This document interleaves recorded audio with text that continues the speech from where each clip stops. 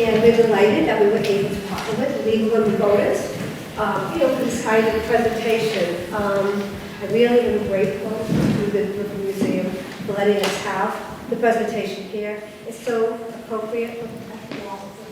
I had no presentation here in the beginning of March, and the minute I saw the exhibit, I just thought this is where it had to be. So it's an election year. We just got over one election yesterday. One of our new select board members in attendance. I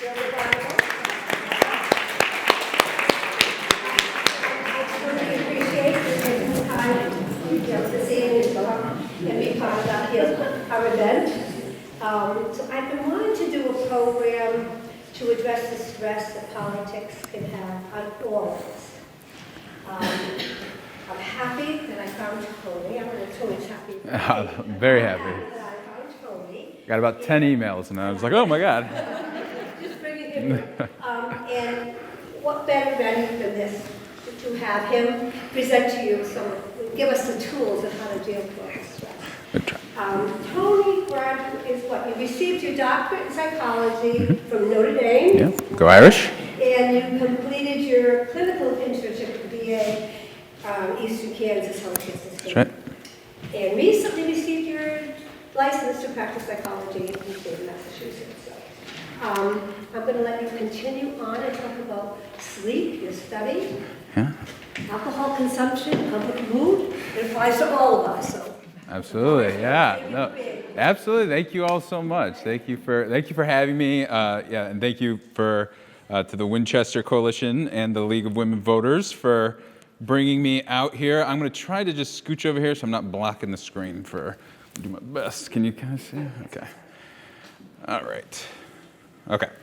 So yes, thank you so much for being here, and I'm very excited to talk about this. This is one of my more interesting studies I've gotten to do, and I'm going to give you the research first, and then I'm going to try to get through the slides, the stuff that I get really interested in, but I know not everybody else feels that way, and then get to the end, and I'm going to start the conversation about maybe what we can do in these times, how we might cope, or things of that nature. Like Dot said, you get the kind of the 2-for-1 bonus here, where I am a researcher, but I'm also a licensed clinician. And so one of the things I wanted to do is just like I said, I have a few slides to kind of start the conversation. But I want to hear from you, and I want to do like a little bit. I definitely want to have some good Q&A. So feel free to pepper me with your questions. I'm going to do my best, and that's kind of how you'll see why when we get there. So here's the quick outline for today.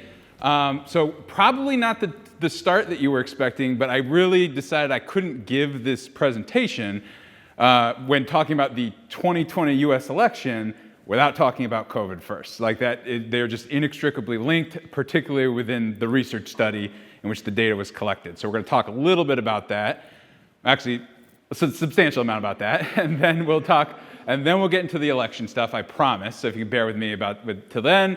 And so then we'll pivot and we'll talk about this year and where we can go from here. Okay?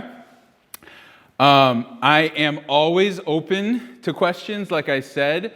And I just want to reassure you that I will hang around for as long a Q&A basically as y'all want to have, with some limits for my family's sake. But if I'm at a point where you are just totally lost, feel free to raise your hand even throughout, and I can address your questions, okay?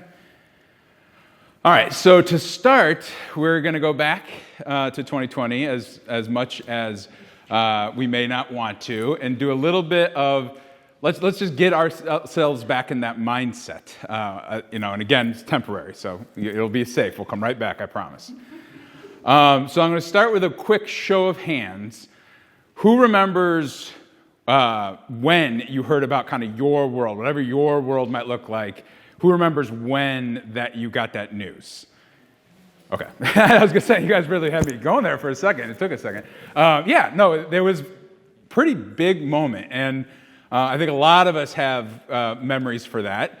Maybe you got a text or an email or a phone call that told you something was closing down, or work, or your kids, or something of that nature. Work, school. kids' school, heaven forbid, let me tell you. That was something. And then maybe who remembers the actual date that you received that message? Does anybody? Okay, so a few people. Okay. So, I've given this similar talks to this over the last couple of years. And yeah, that's starting to fade a little bit, like the specific date. But for a long time, people were like, yep, March 15th, I got an email from work, 2020, that like we're not going into the office anymore, things of that nature, or the community center's closed, or whatever kind of was your moment for getting that news. And so, again, to help us kind of remember, and this is all very relevant, let me promise you. What I'm going to do is so you can't, I will definitely decipher anything that's not too legible. So this is from February 7th, 2020. And I'm just going to show the New York Times above the fold Friday headlines. So starting from February 7th, we're going to do a quick look at what were the headlines starting from early February. Okay? All right, so first, may have some other memories we're not too fond of also pop up during this, but so far nothing about COVID. As far as on Friday afternoon, on February 7th, no COVID news yet. All right, so we got Valentine's Day, and we got our first story here about COVID cracking in. So this is February 14th, 2020. We're starting to get above the fold headline news about COVID. All right, so then they took a break on February 21st, nothing COVID related there, and then it really starts to pick up from there. So we get the big article here. This is the stock market took a tumble on, what is that? That is February 28th. The next week it was the airlines hit without precedent, getting the big headline of the day. And then by March 13th, it is the entire front page, every headline COVID related. So that was March 13th.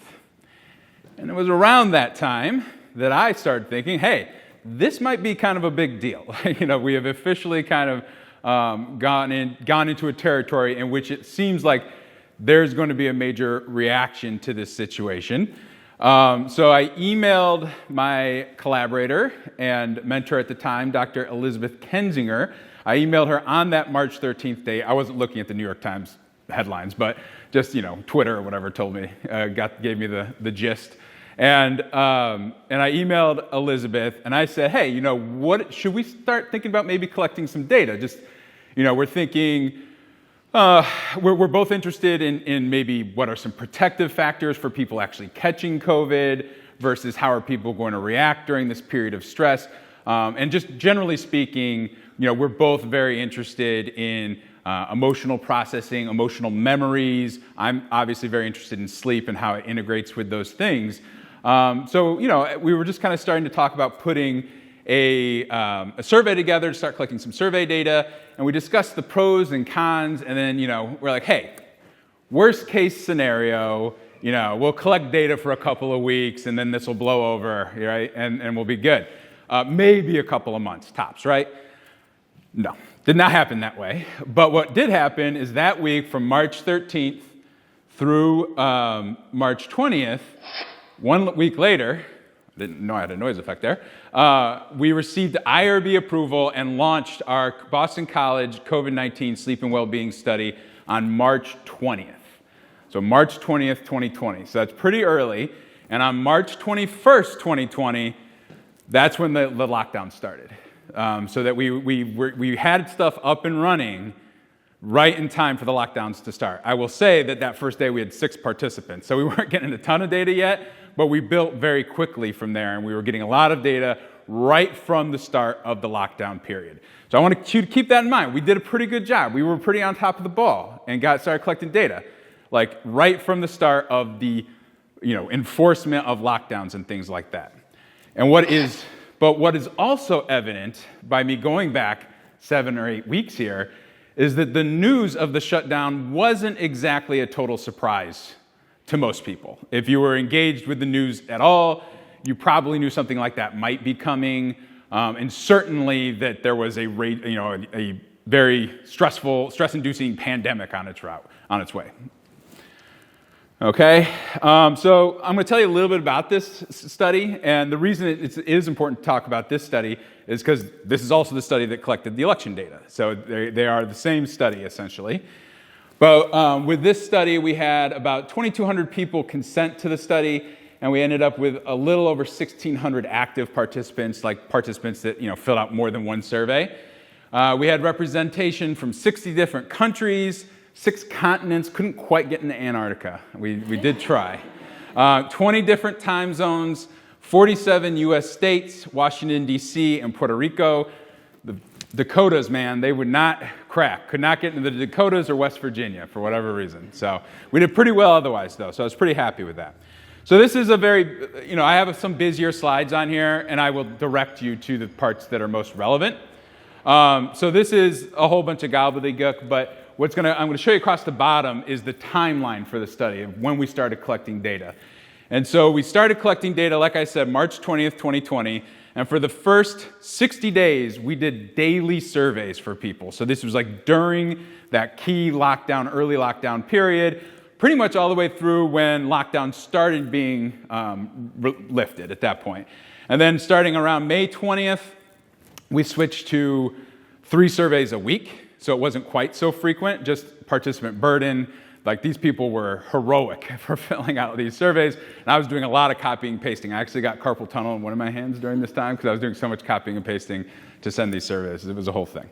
Okay, so then around summer 2020, I'm like, man, we have these people.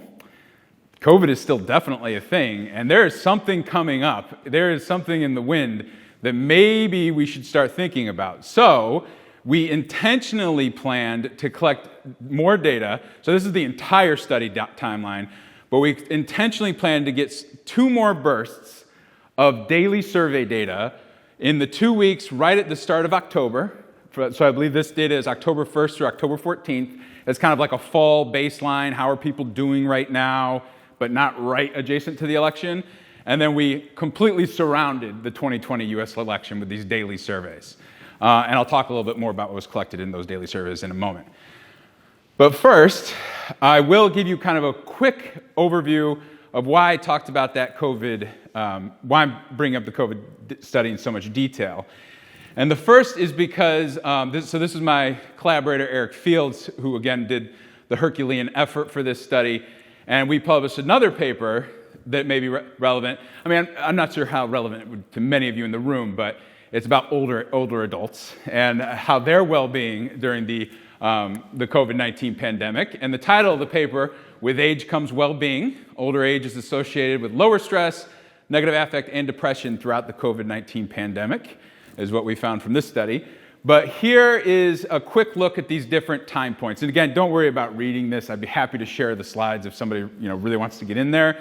But what I just want to make clear is that we took this time window right here and we broke it up into 10 different time points. And so what we did is we aggregated the survey responses across these different week-based windows. So most of them were about 2 to 3 weeks of data collection that we aggregated into like these single time points that I'm going to show you on the next slide.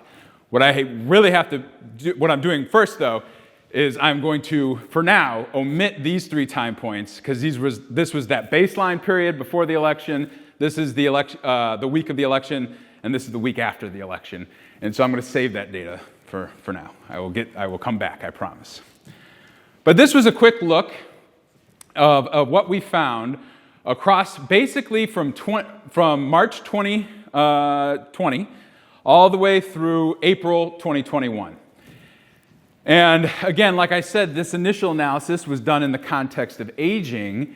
And first, very much to our surprise, what we found was one of the strongest effects was time, in that symptoms across the board improved from that initial outbreak, despite future waves of COVID popping up. So this kind of maps on to the same period. So this is from 2020 to February 2022. So I guess about here is where this data collection goes to, about here, right during this really first initial peak. And even though we were having a big onset of COVID, people were coping with it. I mean, based on our results within our sample, it was not driving these mood or anxiety symptoms anymore. The worst it was in our first couple of weeks of data collection. So this is positive affect, which is how positive your mood is, and that just increased largely over time. Negative affect, which is how negative your mood is, just went down over time. So your negative mood, you were had less negative mood. Your depression went down over time. Your stress went down over time. Your worry about your health, your social isolation, all of these things went down over time, despite COVID still raging in the background and actually having more and more onsets of worse outbreaks. So I think that does say something about human resiliency. Like you get the stressor and you kind of figure it out and then you adapt. On average, within our sample, and this was not everyone's experience, but on average, within our sample, people adapted pretty quickly, is what it looks like from our data. Like I said as well, older age was associated with higher positive affect and lower negative affect, depression, and stress. So the older adults here are in blue, and the younger adults are in red. And so just across the board, and this is very standard. This is something this is one of the most replicable findings in the field of psychology, is that older adults tend to have better mental health and well-being on average than younger adults. So again, with age comes well-being. So you can go tell your older siblings and parents that you learned that today. Okay? One of the points I want to make here is that demographics matter. So not everyone's having the same experience during these periods as well. And then the last thing is that there are some other spikes. I covered one up, spoiler. But there are some other spikes that can likely be attributed to other socio-political events. And one of the most apparent ones right now is this spike right here for time 4 in negative affect and in stress in particular. That was the same week as George Floyd's murder. And so there was a lot of stress. If you can remember that period of time, there was a lot of conversations, difficult conversations. And so we were able to capture that spike within our data as well. And we saw that here. So some key takeaways from the COVID data, before I transition into the election data, is that from the very start of our longitudinal data collection, the symptoms improved. So that's one thing to keep in mind. Again, we did not expect to see that. We expected to catch people on the descent down into the lockdowns. That did not happen. And the reason we probably think it didn't happen is because we likely missed the full impact.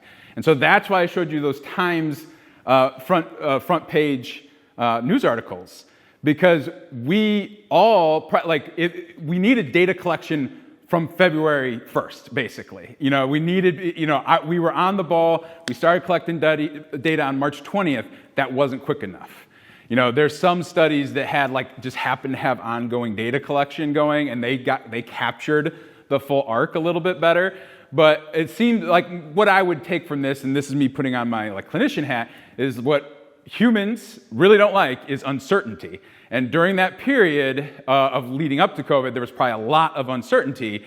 And then once the lockdowns came, we at least had some feel for what was going on. We had some direction and guidance. Obviously, there's plenty of other stressors. I'm not trying to say there wasn't, but on average, people started to adapt to the new situation. And again, that's resiliency, and that's a good thing. I mean, I'm glad to see that. But when considering mood and behavior effects of COVID-19, just how much do other socio-political events play a role? So this is one of my pet peeves, is that you get a lot of people that do these COVID data, and they're just like, COVID did this to mood, and did this to sleep, and did this to everything else. They don't look at any other things that were going on in 2020 that could have also affected those things. And so that's what I'm going to talk to you guys about today, is specifically, what about the 2020 U.S. election? So how did our symptoms change during this period of time? And if you're interested in this paper, I have a QR code up there, so you can point your phone at it maybe, and it might take you to the paper. You do need a Google account. Or you can go to this link as well, or you can email me later and I'll email it to you. I'm happy to share this paper, to share this research and get it out there, should you be interested.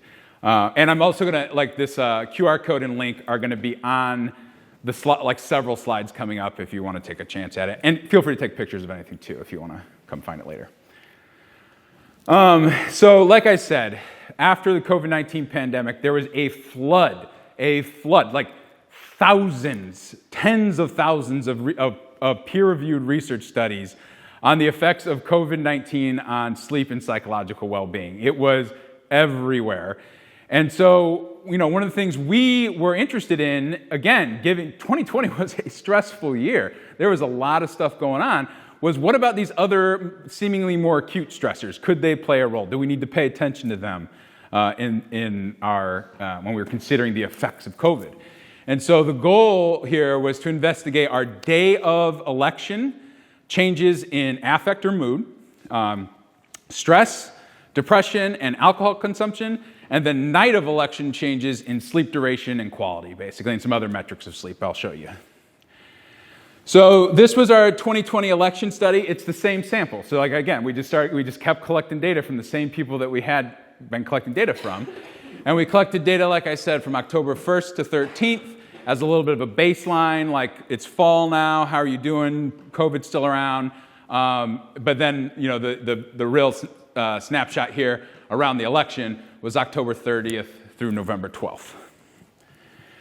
We didn't quite get the full 1,600 people, but that's okay. We still did pretty well for ourselves. We had 437 U.S. residents responding during this time and 106 non-U.S. residents or international participants responding during this time. And these were what we were assessing throughout this period. So we were assessing different measures of sleep behavior, stress, negative affect or mood, like I said, positive affect, depression, and alcohol consumption in consumers. And I want to make that clear. The analyses I'm going to show you are people that say that they drink at all. So people that don't drink are not included in the analysis that I'm going to show you in a minute here. So we're going to jump right to the results. And I'm going to warn you, there are some crazy looking graphs coming. I love these graphs. I stare at them and make up stories about them and stuff like that. They are very weird. So I'm going to do my best to break it down, but also if you're just I'm not getting what you're laying down, do not worry. I have a summary table at the very end, and I'll walk through the highlights again, okay? But I do like to share these because they are fun to look at. All right, so what I'm going to show you is there's going to be a blue line with a blue dot and a much fainter yellow line with a much smaller yellow dot that correspond to U.S. residents and non-U.S. residents. You should be able to see the U.S. residents really well. That's by design. And then if you see an asterisk above a day that I'm going to show you, that means that the U.S. group significantly differed on that day from their mean. If you see a gold-looking triangle, then that means that the international participants, the non-U.S.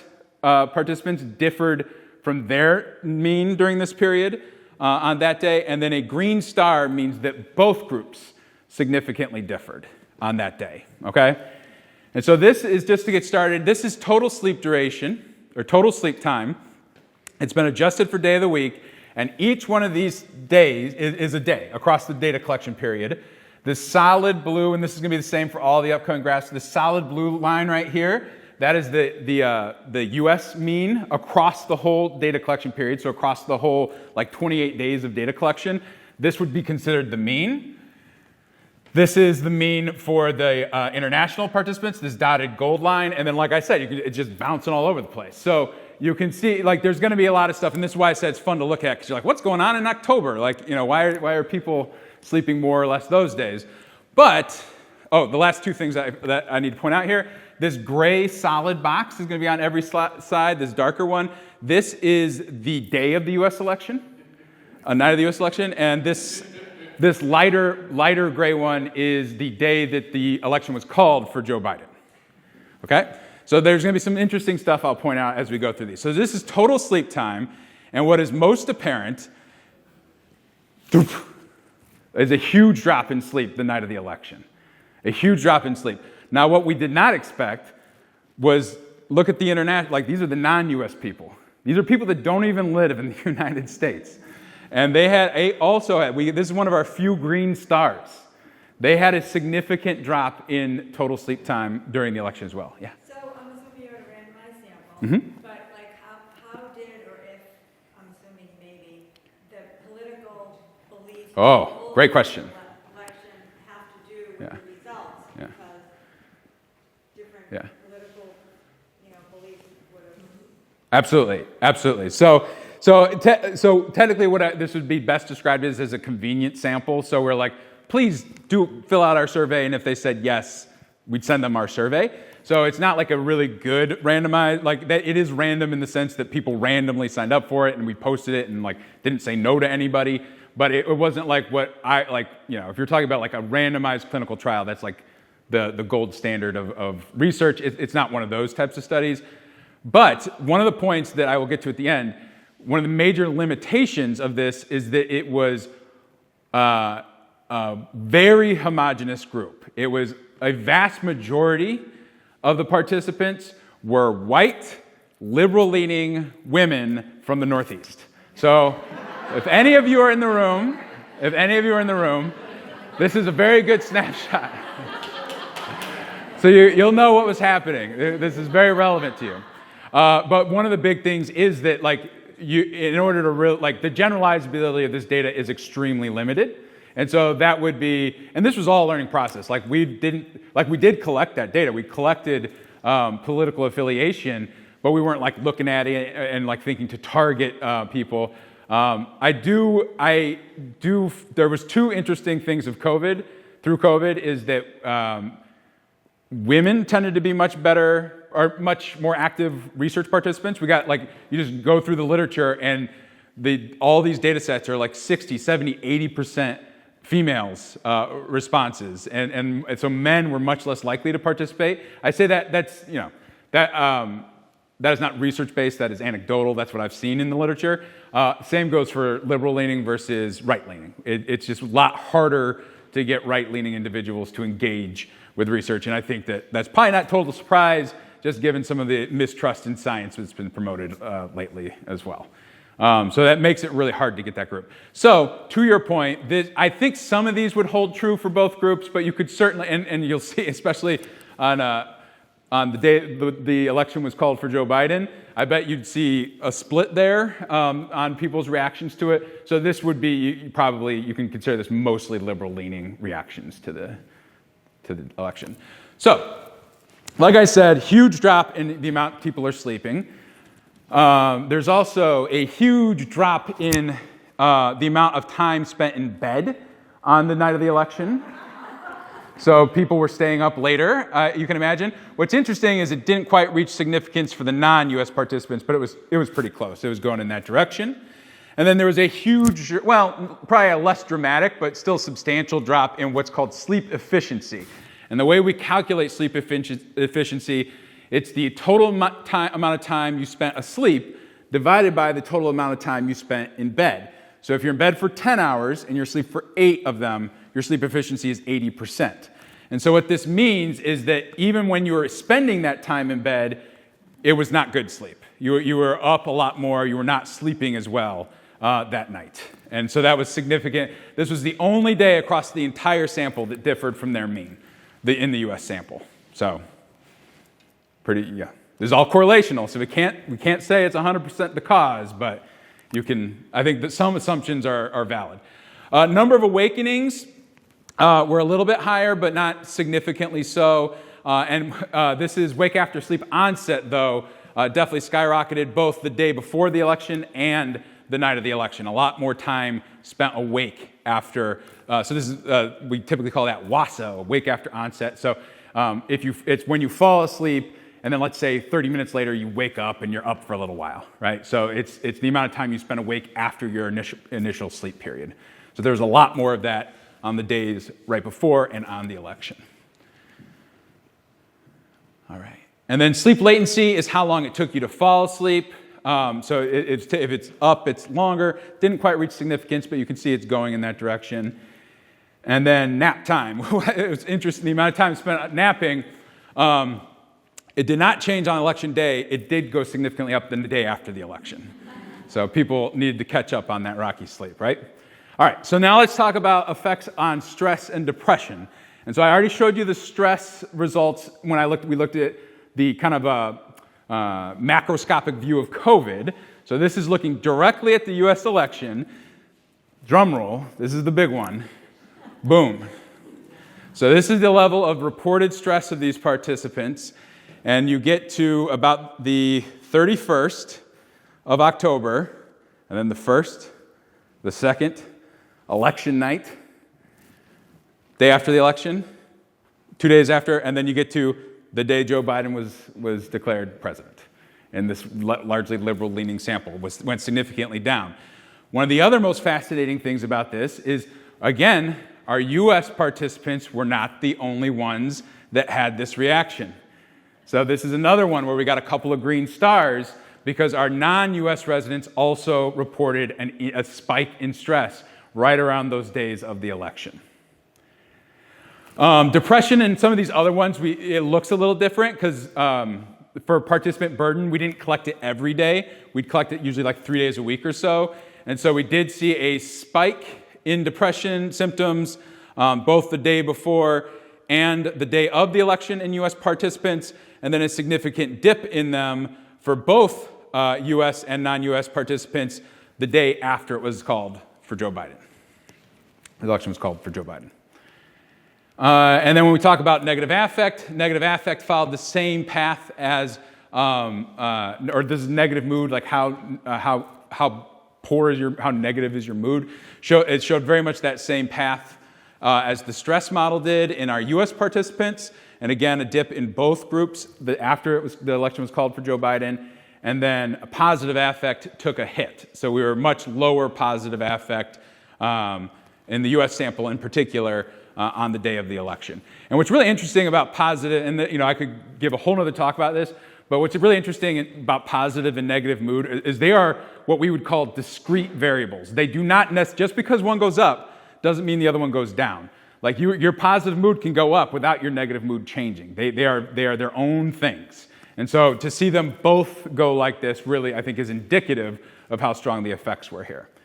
And then the last one I'll show you here is alcohol consumption. And for alcohol consumption, we got a bit of a three-headed horse here. So we got a nice big spike here on the night of the election, an even numerically bigger spike the day the election was called. And then does anybody know what this day is right here?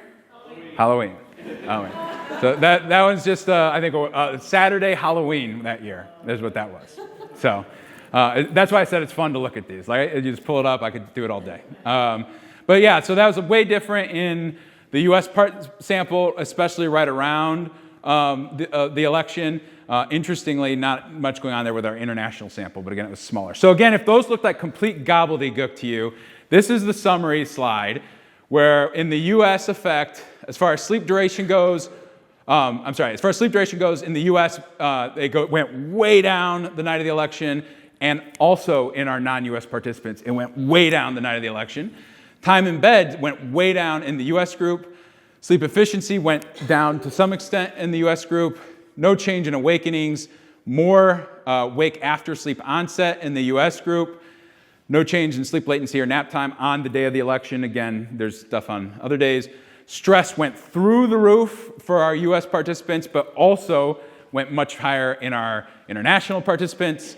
Depression went up. Negative affect skyrocketed. Positive affect went down. And alcohol consumption went up in the U.S. sample. So we had a lot of reactions to the 2020 U.S. Election. And again, what I think is very interesting is it wasn't just, you didn't have to be in the U.S. to have some of these reactions. Another thing that I, again, could give a whole nother talk about is the relationship between sleep and mood. And this was very interesting to us because what we found was that things like stress, negative affect, and alcohol consumption on election day were associated with less sleep on election night. So if you had a higher stress reaction on the day of the election, your sleep was worse that night. Seems obvious, but it's actually really hard to capture that type of information, that type of data in real world settings, because you just don't know when stuff is going to happen. And so we were actually able to show this association that your mood and stress and alcohol consumption during the day in a naturalistic setting actually does relate to your sleep that night. And so that makes me very happy, because it's hard to make that comparison in the lab. We also found that more stress, negative affect, and depression on election day was associated with poorer sleep efficiency. So your sleep efficiency was worse that night. And only more alcohol consumption on election day was associated with less time in bed on election night. And the reason that is so important is because it just goes to show that it wasn't just that if you were stressed or had negative affect or depression, it wasn't just that you were spending less time in bed, and that's what was driving these effects. You were spending the same amount of time in bed, it's just that your sleep was actually worse. So we can actually say that these changes, come 2020, come November of this year, your reaction on that day is probably going to seep into your evening that night.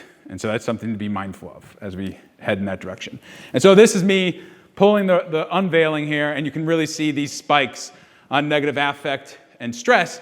And you can see them in the context of all of the data we collected over COVID. The thing that actually moved mood and negative affect and stress the most was the election.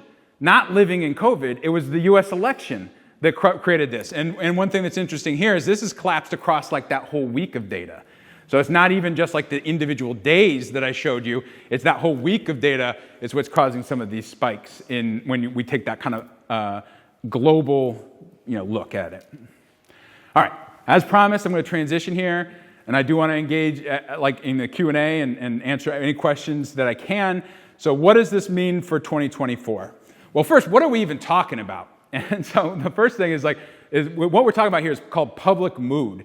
And so this is the way in which your overall affective state of the general public is influenced in a positive or negative direction, specifically because of their membership to a particular community. So that is what public mood is. So if something happens to your community, you're going to have a larger reaction to it than if it happens to a different community. That's human nature. That's in-group, out-group stuff. It is, I think, really inherent in something, we can all work on improving and being more empathetic to people that might not be within our own communities. And so that's kind of what we're seeing here. Major events can have negative or positive impacts on psychological health. So it's not just negative stuff. A lot of the research in this area is actually done on like Super Bowl victories and World Cup victories. How does your mood change in as a member of a group after a positive event too? So you can do the same type of research there. And what's important for the context here is political affiliation is an example of this type of community. So to your point, if you were the drop in stress, drop in depression, things of that nature after the election might look very different if we had more conservative individuals responding to our data. So moving forward, first of all, I can't help myself but to say, just like when you guys hear going forward, when you hear about how COVID affected our mood and symptoms, just be that person that says, well, there was other stuff going on in 2022.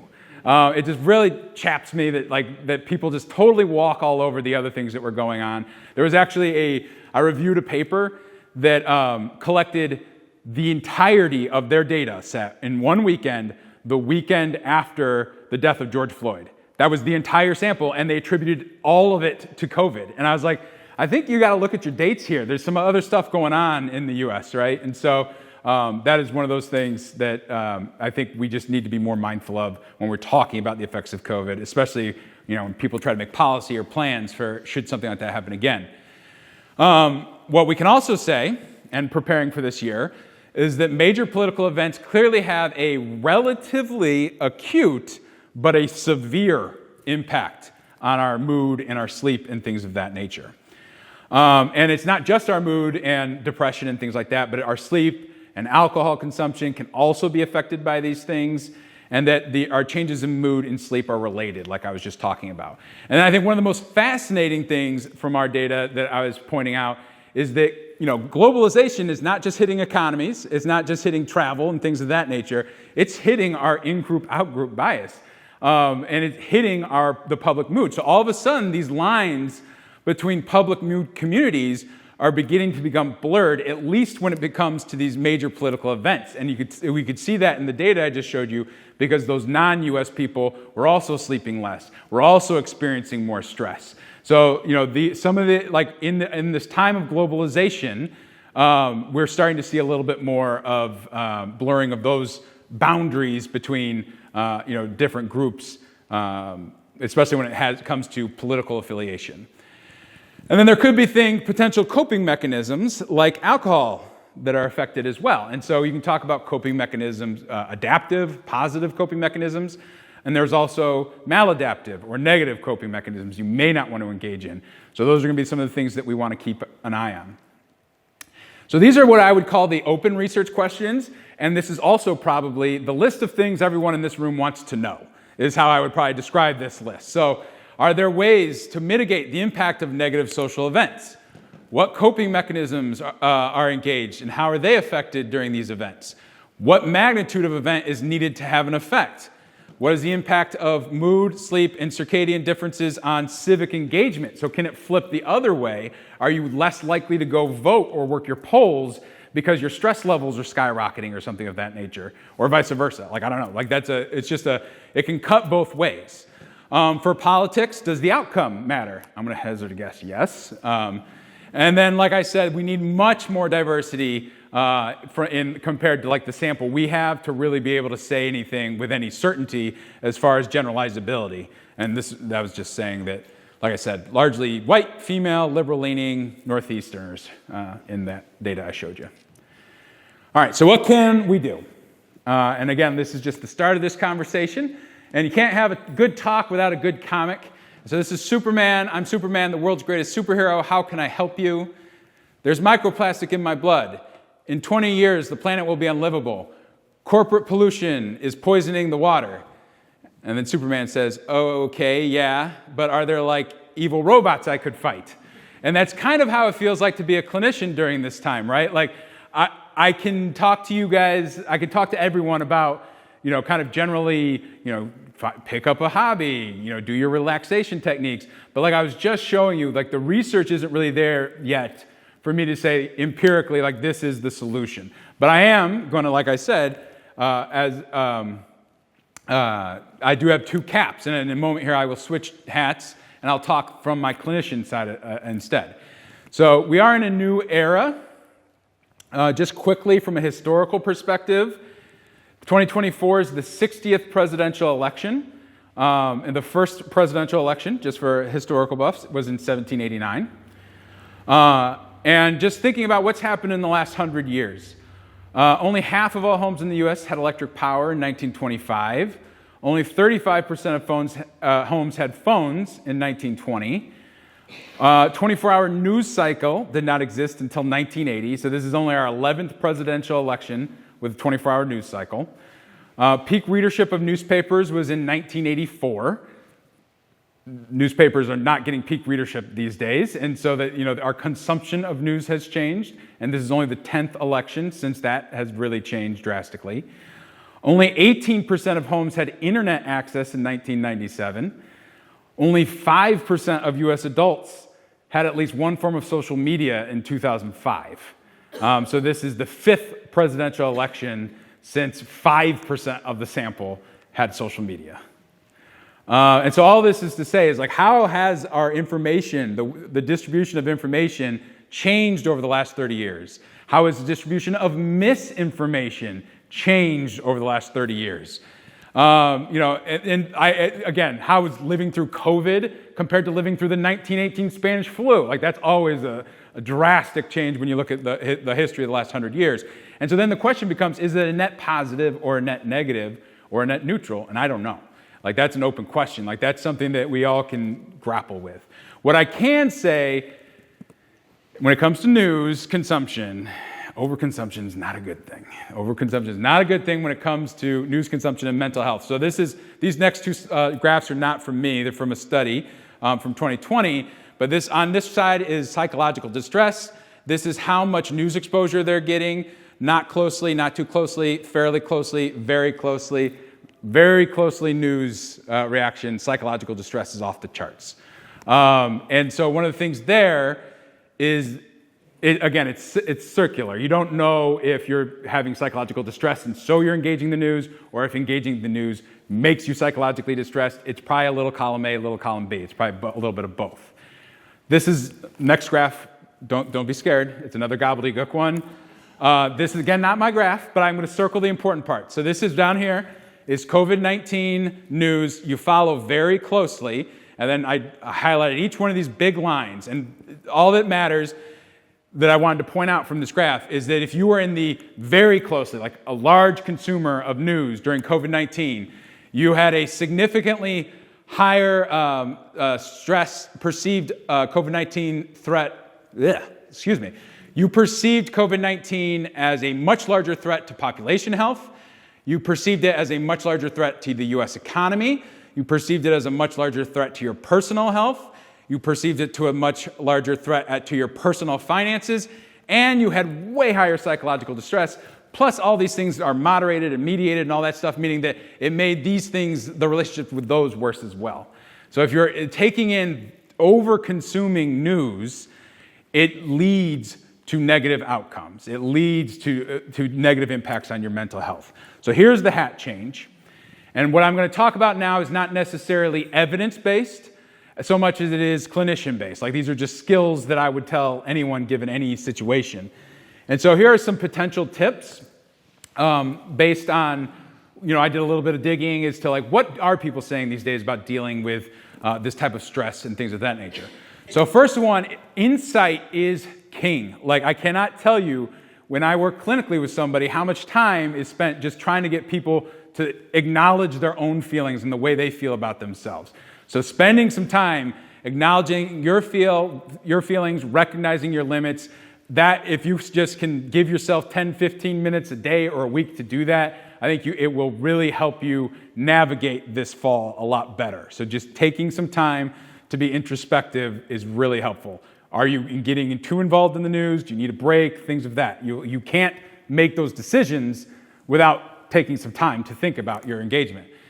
Like I said, overconsumption is not good. Try to stop at informed. I don't want you to be uninformed, but you can stop when you're informed. you can sign off. You don't need to read that extra news article or things of that nature.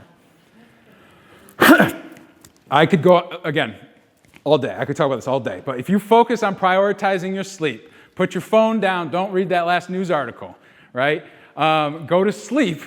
It not only gives you away from the bad stuff, but sleep is so good for you. It is so good for your brain. It's so good for your mood and that is literally what I study, is like this whole relationship. I'll give a whole nother talk about that. But the whole adage, like, don't go to bed angry. I bet a lot of you people in the room have maybe even lived by it and have had some success with it. I guess Freud's in the room, but has had some success with it. But I wouldn't recommend it. Like, you're just getting tireder and tireder, and you're getting worse and worse at managing your emotions. Go to sleep. Please, people, go to sleep. I could talk all day about that. Actively seek positive coping strategies while being mindful of maladaptive coping strategies. I'm not coming in the room to tell anyone to stop drinking, but being mindful of it. That's part of that introspection. Go actively seek those positive events and things that help you out, while being mindful of maybe your less healthy tendencies, right? Be wary of trolling and misinformation online. I could talk a little. I'm going to move past that quickly because I have some articles that I'm going to suggest on the next slide that you could look into. And actually, and then maintain a routine even through the worst of it. So as we're getting towards that election, right? You saw that spike, especially in stress and negative affect, starting days before the election even rolled around, right? Decide what your routine is going to be through that. Keep your routine through that. It's going to help you feel in control. And so that's what I would definitely recommend in the days surrounding the election. And then be active. Be active both physically and in your communities. Again, that gives you, it's healthy and it's good for your sense of control. Here's another slide, and again, I'm happy to share the slides, but here's another slide, and I'm just going to put these up. These are all articles. I actually recommend taking a picture of it. These are all articles I vetted as being pretty helpful, not only because they have some good information, but because they actually give concrete advice, concrete tips. So I would definitely recommend all of these, especially this one. This article was phenomenal. A lot of the stuff I said on the previous slide came from this article, and it had a lot more, but a lot of them are like pretty, like, deep breathing exercises, like relaxation stuff. So I picked up the most interesting ones, but there are a lot of other very good ones. So I highly, highly recommend this Coping with Socio-Political Stress from the Boston University Health Services. It was really excellent. Highly recommend that. These two were about online trolls and just how to protect yourself from them, and some very interesting research about them. In this article, the investigator talked about a recent research study she did on them. And then this one might be, what should you do if someone you cares about keeps getting into fights online? And might be helpful for someone you care about. You might also see some of yourself in it. So again, some good concrete advice in both of those. So I'm going to wrap up here. Got to give a big shout out, thank you, especially to Elizabeth and Eric, but I also had several other collaborators that were big help here. I can't talk about COVID without talking about my best research assistants during that entire era, which is my wife and daughter, who were with me the whole time. And we also have a brand new addition. That's Cormac right there. He just got here, so he's still earning his keep, I guess, on the research side of things. And if you're interested, definitely feel on what we're still working on. You can check out our lab website. And again, the paper can be available for free as well if you're interested. And I will pause there, and I hope that you have a lot of questions for me to answer.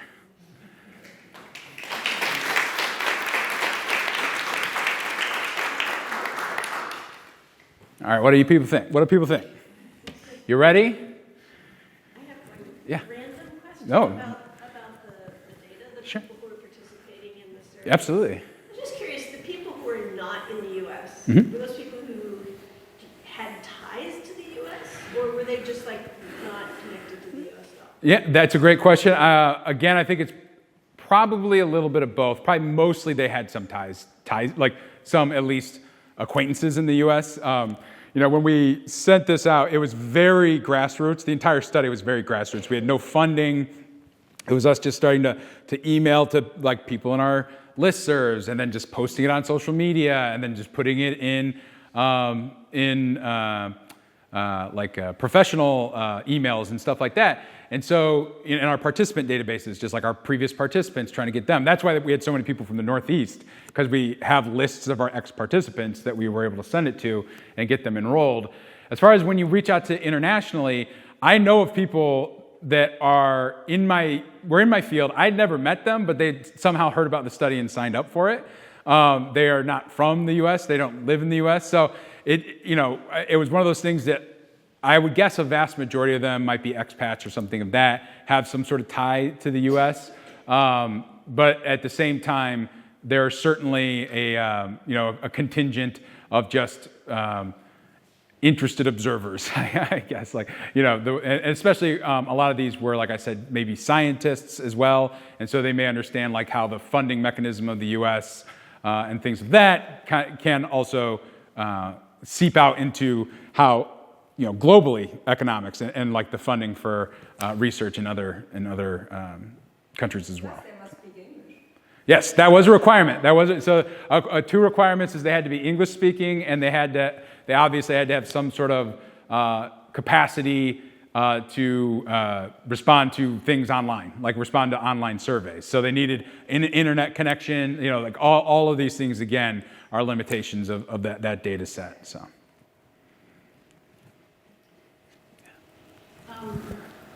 One of the things this was really, really interesting and helpful to focus on the things that you mentioned to be cognitive.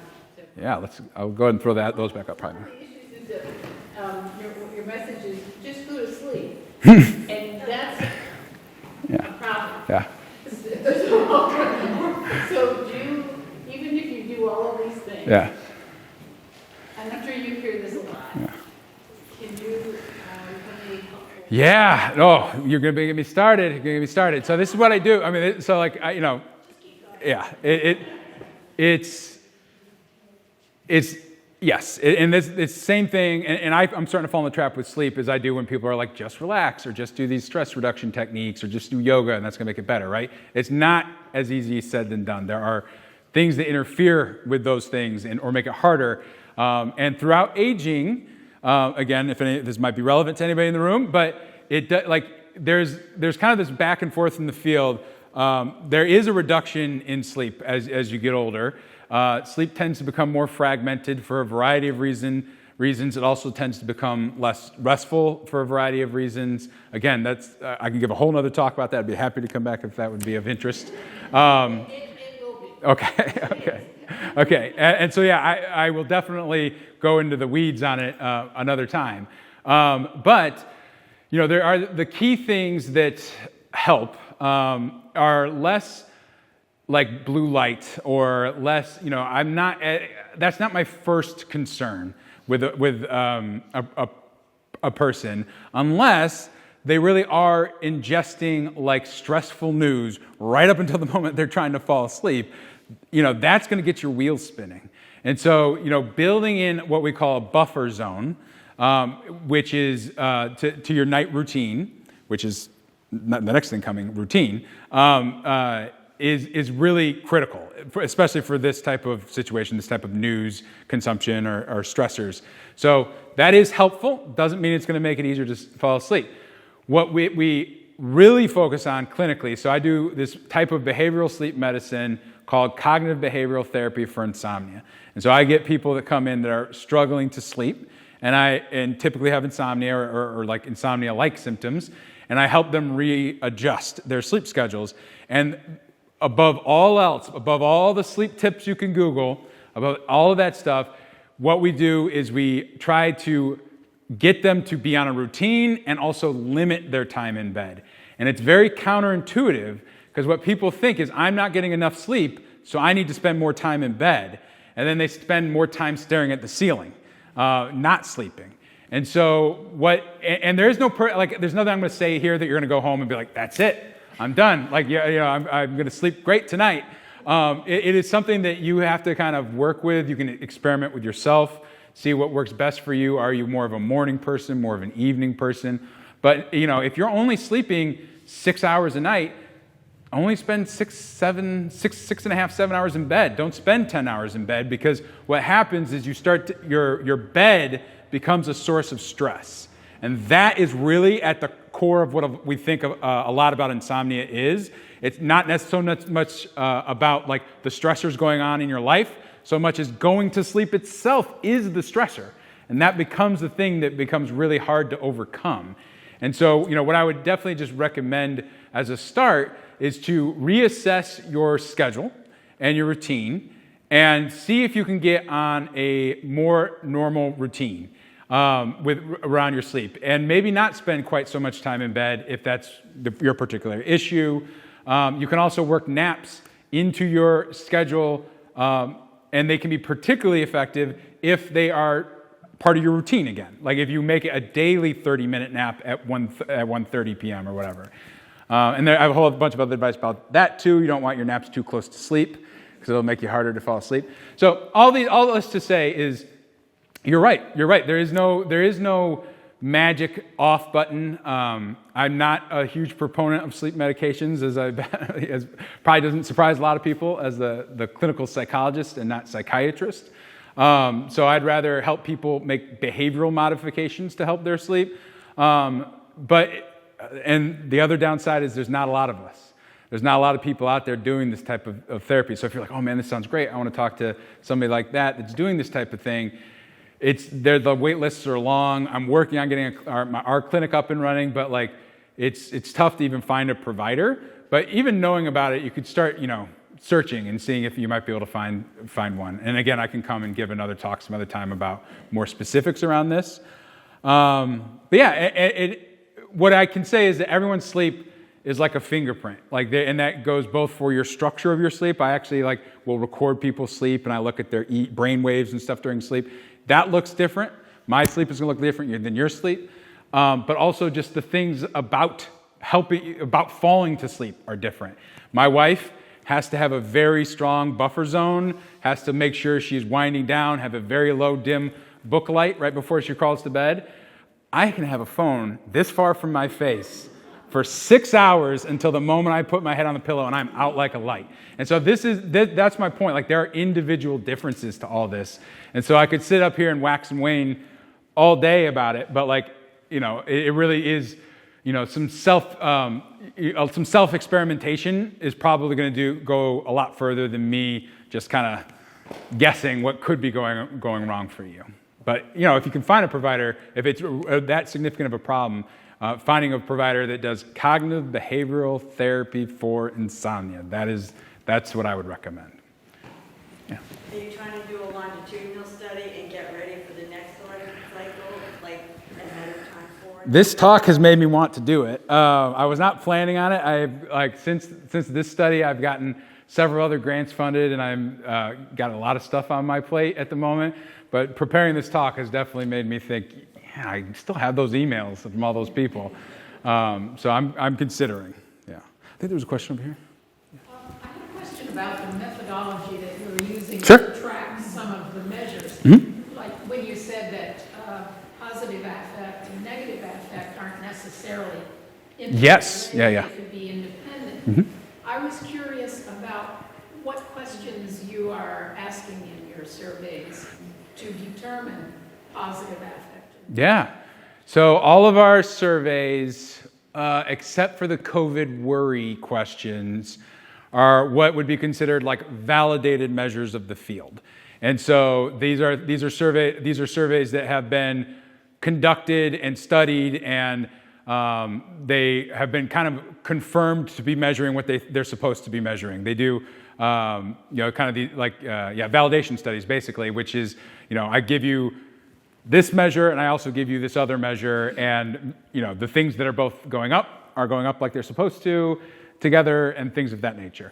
So what we did for positive affect and negative affect is there is a measure called the positive affect and negative affect schedule, or the PANAS, PANAS, and it is one of the most highly cited measures in the field of psychology. Does not mean it's perfect. I'll just go ahead and say it does not mean it's perfect, but what it does is it has 10 positive adjectives and 10 negative adjectives, things like interested, excited, amused, and then things like irritated. Oh, there's a couple more. I can't remember off the top of my head. And it says, how much are you feeling each one of these things right now? Or you can amend the survey. You're really not supposed to change instructions.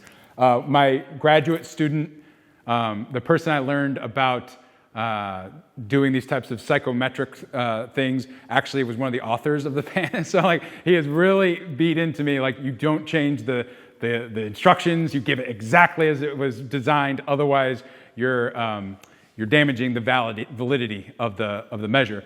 And so, but that's basically what we did for the positive affect and negative affect schedule, is just these 10 adjectives, and say, how much do you feel each one of these things right now? And you can it tends to track pretty well. For depression, that's another depression scale that's been validated. It's called the PHQ-9, Patient Health Questionnaire 9, and it basically goes through all of the standard symptoms that are related to depression, and it says, how much are you feeling these depression symptoms right now? Stress, but to your point though, there were some other measures that we did have to create. So the stress question is just basically, how stressed do you feel right now, from a 1 to 7 scale. The COVID-related worry questions, we came up with those as well, because there were no COVID-related worries prior to this, right? And so, one of the things, and again, one of the things that was really interesting is I wish I could go back and do a lot of things over, right? Because when COVID started, like I said, we were like, this is going to last a couple of weeks, maybe a month. And so the phrasing of the questions, or some of the questions we use, were not as ideal as I would have liked them to be, and they're not as useful as I like them to be. And a great example of this is I asked, have you been in quarantine? But I didn't add, that was it. And I just assumed that if they'd been in quarantine once, COVID will be over by the time you're done with needing to be in quarantine again. No. And so I should have been, have you been in quarantine since your last assessment? I wish I had phrased it that way. But what we didn't want to do is have a lot of changes to the variables. And so most of the things, actually everything I showed you, we didn't change a thing. Like they were from day 1 to day 600, they were the same questions. And we didn't change any of that for that precise reason, because we didn't want to add that type of variability into our data. And then we also used validated measures wherever we could, like measures that had been created and like basically verified by past research. But there was a few things that we did make up on the spot. Yeah. One of the things with COVID, I'm thinking selective screening. I remember the day that I was substitute teaching, and they said Friday we're closing. This was a school. Mm-hmm.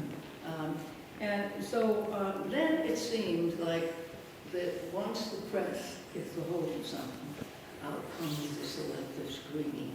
And the next thing I watch is this whole thing about COVID. And I sometimes just think,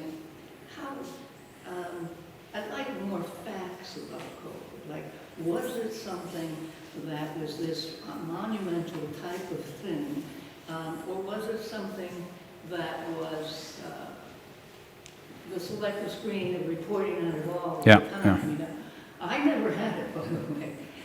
But the point is I just watched it, like some snowball going down. Yeah. People get a hold of that. People mean the news, and the next thing you know, it's selective screening. Yeah, the algorithm gets a hold of it, and all of a sudden that's what you're seeing all the time. And so, yeah, that's one of those things where we're in this new era that I don't have the best answer to that, right? And that's why I think it's on us to try to break the cycle when we can, take a break from it when we can. As far as verifying information, the advice I always give is seek multiple sources, especially if those sources don't agree with each other usually, right? If you're saying the same thing on CNN and Fox News, it's probably real. And so, and that cuts both ways. Like, I mean, certainly there's been more misinformation touted by some news sources than others, but it's not like either side is not guilty of trying to get the most clicks. And so that is just something that I think has evolved so much over such a short period of time, certainly, within my lifetime. I remember in Carta 95, coming home and booting up the computer and basically looking through an encyclopedia, and that's what the internet was at the time, right?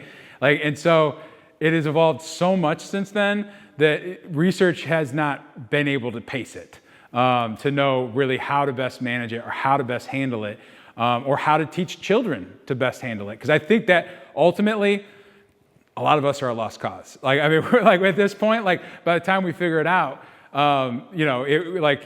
we get consumed by it. What I think we can do is help prepare the next generations to be able to be less, understand that the reason Facebook is showing you that is to give you a shot of dopamine, and to make you, the reason you get likes on your post is to keep you posting more and more stuff about yourself because you get a blip of dopamine. And so to help people understand the science behind it, which is starting to catch up, I think that's going to be what's really important for the future. And right now, it's unfortunately, it's a lot of self-policing, which is really tough to do. So that's why it is helpful to have communities like this where you might be able to engage in these types of conversations and help each other out where you can. Yeah.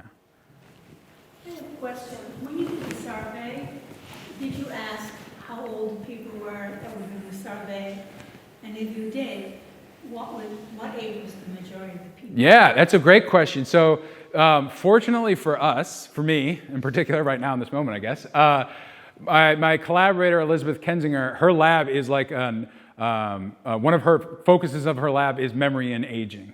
And so like I said, one of the things we did is we sent out the survey to our listservs of ex-participants. So our sample was actually better suited for older adults than most COVID-related samples that I've seen. That being said, it wasn't perfect. I might actually, let me see here.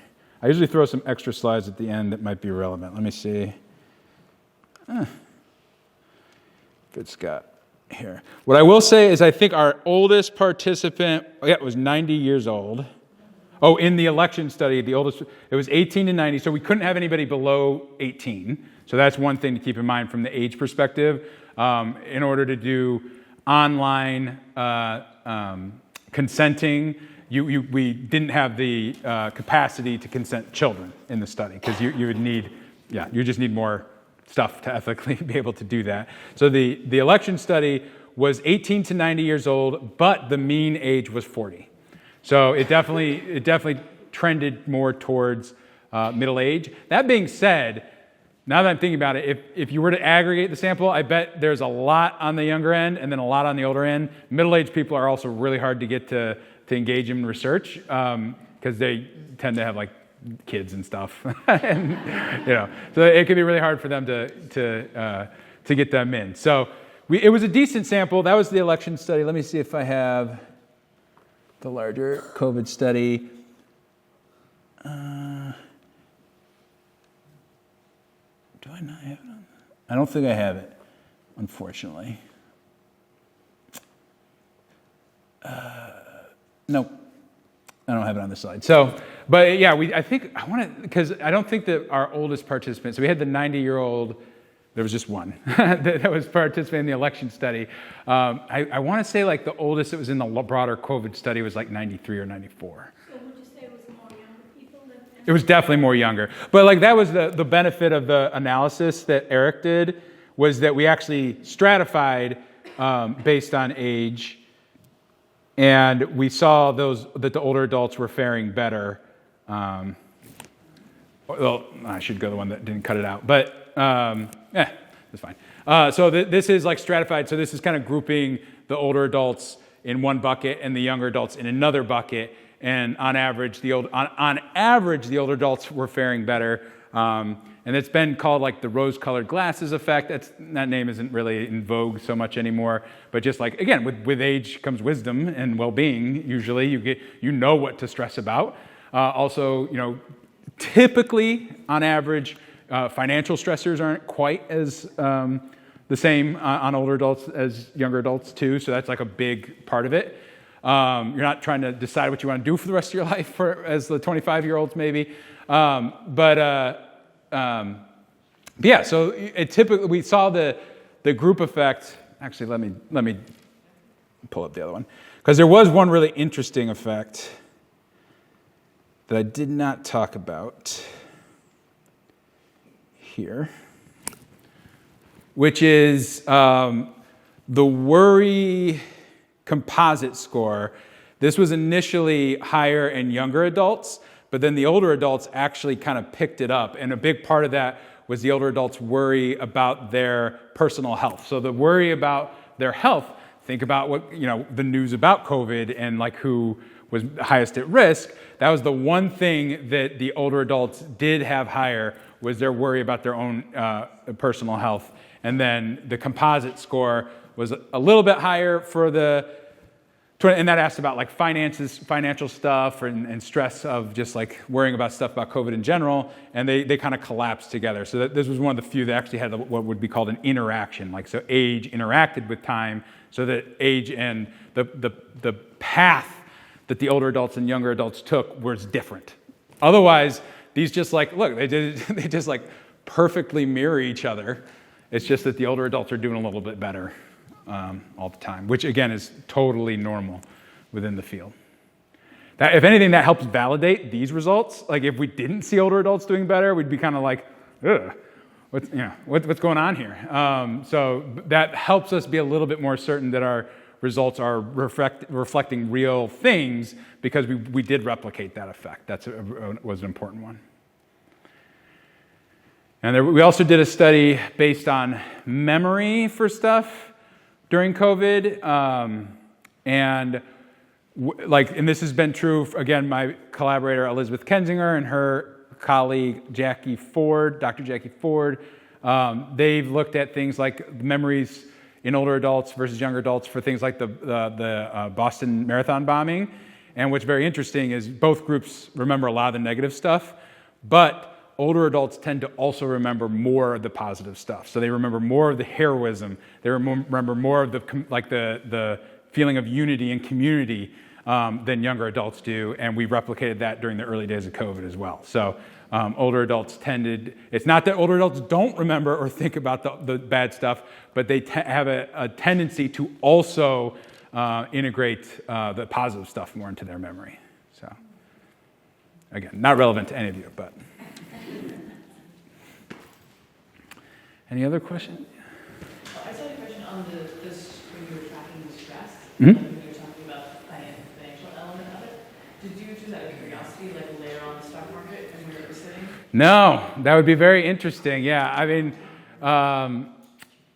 it would be interesting to look at. I would be guess because there was such a crash.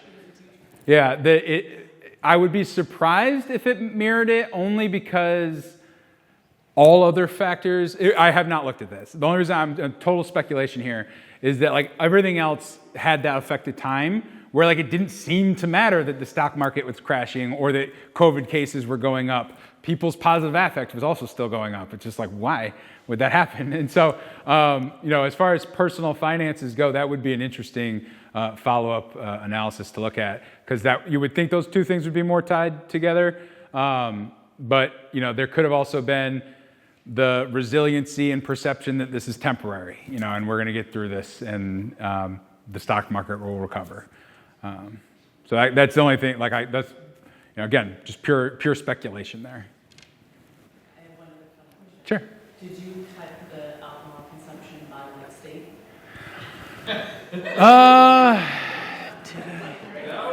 Yeah, we did lots of stuff. I think we did stuff by region of the United States. So we Northeast versus South, and we didn't find anything super interesting that I recall. But again, this is a homogeneous sample. So what that basically means is that white liberal leaning women in the Northeast are similar to Midwest white liberal older women. So we need more diversity in the sample. You didn't really talk about social isolation, which I think the Surgeon General say that's a major health concern right now, so just kind of... Yeah, no, I mean, it's a great point. So, and what was very interesting here is that one didn't really differ. Again, so the worry health is the only one that on average older adults were worse. What was interesting about social isolation is that was the same for older adults and younger adults. Basically they mapped onto each other largely. There was not any separation between those groups. So if and this is not my particular area of expertise, I do know that social isolation is really critical for mental health and well-being overall. I don't know if there's an age effect to that, that social isolation is harder on younger versus older adults or things of that nature. But that's an interesting question. And what was interesting is, this is the early days of COVID. This is the first week of COVID. This is the lockdown. These couple weeks of the lockdown, and it's still trending downwards. So people were finding ways to feel less socially isolated even in a lockdown state compared to, well, I guess this is the first week of lockdown. So this is the first week of lockdown, and then it gets better. And then around here is the summer, and this is when things kind of open back up. So it makes sense. There's kind of a larger drop here.